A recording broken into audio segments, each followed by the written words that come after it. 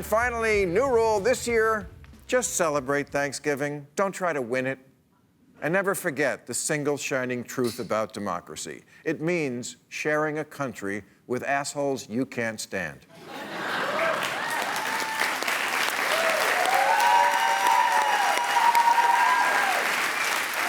In that way, it's a lot like Thanksgiving. You don't get to choose the guests because those freaks are your family.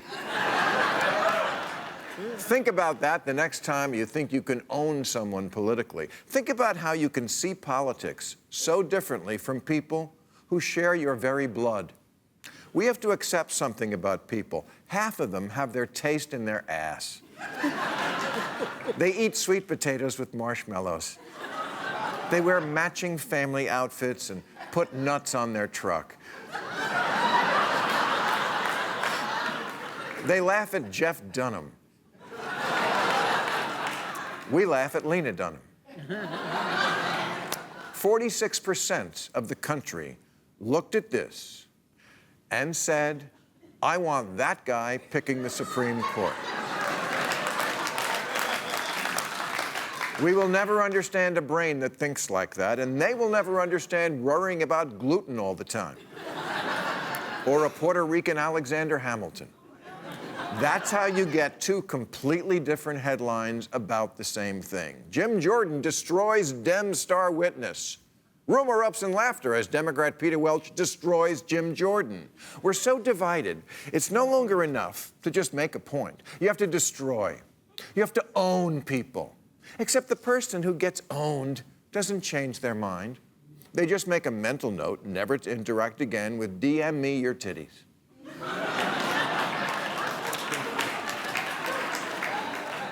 We have to drop this fantasy that we can destroy the other side or crush or shred or pulverize them. Those aren't real things.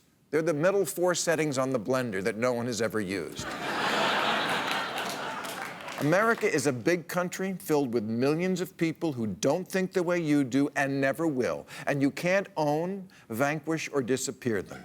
We're stuck with them, and they're stuck with us. They're here, they're annoying, get used to it.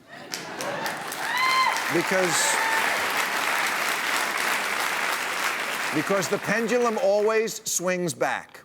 Even when we had a civil war and physically owned the South, literally burnt their cities to the ground and occupied their territory, Reconstruction only lasted for 12 years before the mint julep crowd took over again. And Jim Crow, the KKK, and sharecropping became slavery 2.0. We tried to own the Germans after World War I, and that just got us World War II. Now, lately, we've been hearing more and more about a second civil war, which sounds impossible in this modern, affluent country. It is not. We all talk about Trump as an existential threat, but his side sees democratic control of government the exact same way. And when both sides believe the other guy taking over means the end of the world, yes, you can have a civil war.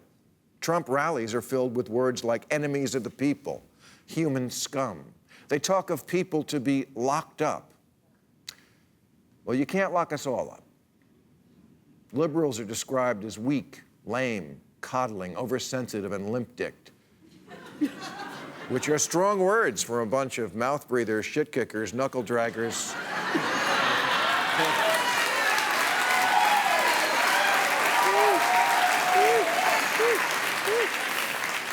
Bible thumpers, sister fuckers, and rubes.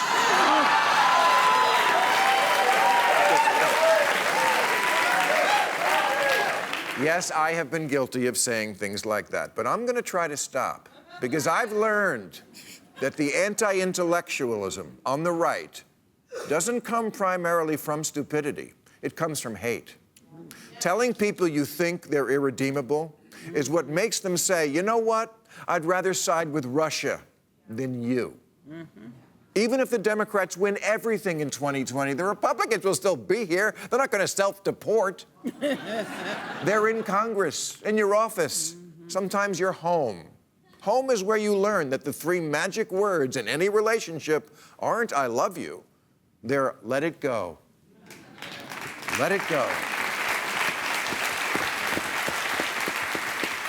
You can't own your spouse. You sometimes just have to make peace with the fact that you're married to someone who believes in ghosts, or won't throw out their baseball cards, or thinks essential oils are essential. Or yes, likes Donald Trump. We are going to have to learn to live with each other, or there will be blood. So don't freak out if Ellen sits next to George Bush at a football game. Bush was not my idea of a good president, but I never worried that he was going to lock up his political opponents, or reporters, or me. Yeah.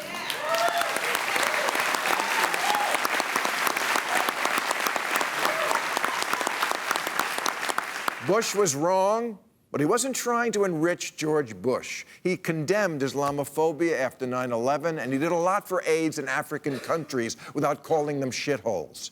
He risked Dick Cheney's friendship because he wouldn't pardon Scooter Libby, because it wasn't always just about loyalty. He stood with Obama when Obama took his job, and he said, "We want you to succeed." If you can't see the difference between that and Trump, Democrats are doomed.